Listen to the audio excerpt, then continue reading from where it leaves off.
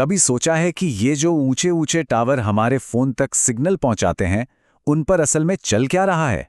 आज हम इन्हीं टावरों पर काम करने वाले दो, कह सकते हैं, अनदेखे कर्मचारियों के राज खोलेंगे। जीएसएम और माइक्रोवेव एंटीना। सेल टावर तो हम सबने देखे हैं, है ना? ये हमारे शहरों और कस्बों के नज़ारों का एक बिल्कुल आम हिस्सा बन गए हैं। पर क्या कभी ये सोचा है कि इन पर जो अलग अलग तरह के उपकरण लगे होते हैं, वो आखिर करते क्या हैं? असल में हर आकार और हर तरह के एंटेना का एक बहुत ही खास काम होता है। ये सब एक टीम की तरह काम तो करते हैं, लेकिन इनके काम एक दूसरे से बिल्कुल अलग हैं। तो चलिए जरा गहराई से समझते हैं कि आखिर ये मामला है क्या। तो सबसे पहले मिलते हैं जीएसएम एंटीना से। इसे हम कह सकते हैं एरिया ब्रॉडकास्टर। जीएसएम यानी ग्लोबल सिस्टम फॉर मोबाइल्स, यही वो हिस्सा है जो सीधे हम सबके फोन से बात करता है। तो इसका मेन काम क्या है? मोबाइल डिवाइस और सेल टावर के बीच एक कनेक्शन बनाना।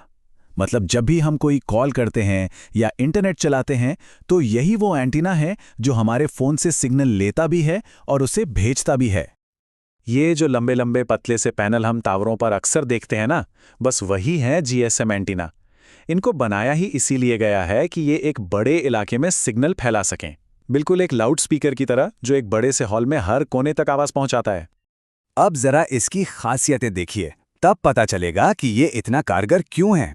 इसका सिग्नल सोचिए 120 डिग्री तक चौड़ा फैलता है, ताकि एक बड़े से एरिया में जितने भी फोन हो सब तक पहुंच सके। और वजन सिर्फ 1 से 3.5 किलो, मतलब इसे लगाना भी काफी आसान है। और रही बात स्पीड की, तो 4G पर 75 MBPS तक मिल जाती है, यानी हमारी रोज की ब्राउजिंग, वीडियो स्ट्रीमिंग, सब कुछ मक्खन की तरह चलता है। अच्छा, अब बारी है टावर के दूसरे स्पेशलिस्ट से मिलने की, माइक्रोवेव एंटीना, या जैसा कि हम इसे कह सकते हैं, डेटा हाईवे।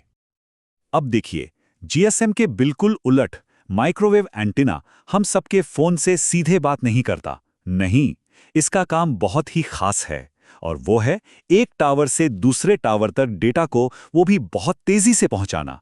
यही चीज नेटवर्क की रीढ़ की हड्डी बनाती है, जिसे हम टेक्निकली बैकहॉल कहते हैं। टावर पर ये गोल गोल डिश जैसे एंटीना देखे होंगे, बस यही है माइक्रोवेव एंटीना। इनका डिजाइन एकदम एक लेजर बीम की तरह होता है, मतलब सारा का सारा फोकस सिर्फ एक दिशा में, एक ही टारगेट पर। और इसके आंकड़े तो सच में चौंकाने वाले हैं। इसका बीम सिर्फ 3 से 10 डिग्री का होता है। सोचिए कितना फोकस्ड होगा, एकदम लेजर जैसा। ये 50 किलोमीटर से भी ज्यादा दूर तक सिग्नल भेज सकता है। और स्पीड जरा सुनिए, 40 Gbps तक। ये जीएसएम की 4G स्पीड से 500 गुना से भी ज्यादा तेज है। मतलब इतनी स्पीड की सेकंडों में दर्जनों HD फिल्में डाउनलोड हो जाएं। तो कुल मिलाके कहानी क्या बनी? एक तरफ है जीएसएम जो एक सोशल वर्कर की तरह है, एक साथ कई लोगों से बात करने वाला, और दूसरी तरफ है माइक्रोवेव जो एक स्पेशलिस्ट है, दो टावरों के बीच एक सुपर फास्ट प्राइवेट हाईवे बनाने वाला। काम दोनों के एकदम अलग, लेकिन जरूरी दोनों ही हैं। और जब इन्हें साथ में देखते हैं तो इनका डिजाइन ही इनकी पूरी कहानी बता देता है ना? एक लंबा और चौड़ा बना है ताकि फैला हुआ सिग्नल दे सके, और दूसरा गोल और फोकस्ड, एक शक्तिशाली केंद्रित बीम के लिए।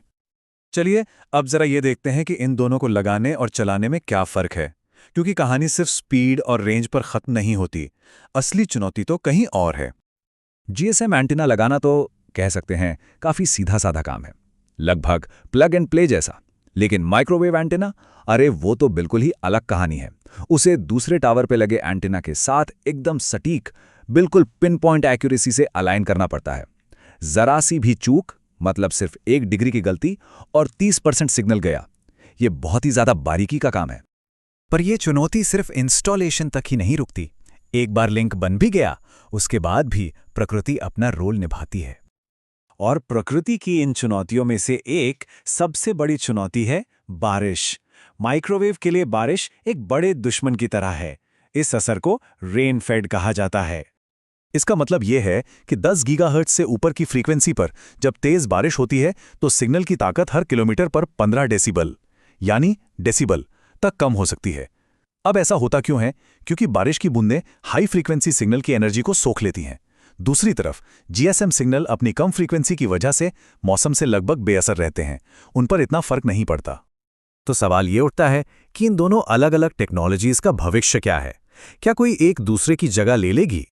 तो जवाब है नहीं, बिल्कुल नहीं। ये कोई कंपटीशन नहीं है, ये एक पार्टनरशिप है, एक सहयोग है।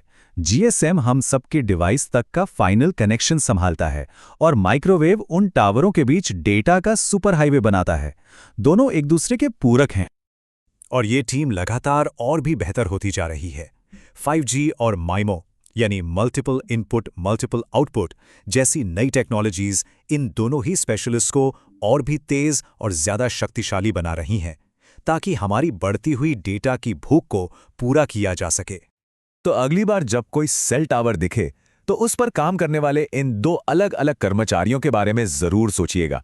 और ये भी सोचिएगा कि जैसे जैसे हमारी दुनिया और ज्यादा डेटा मांग रही है, इन टावर कर्मचारियों की अगली पीढ़ी आखिर कैसी दिखेगी। ये एक सोचने वाली बात है ना?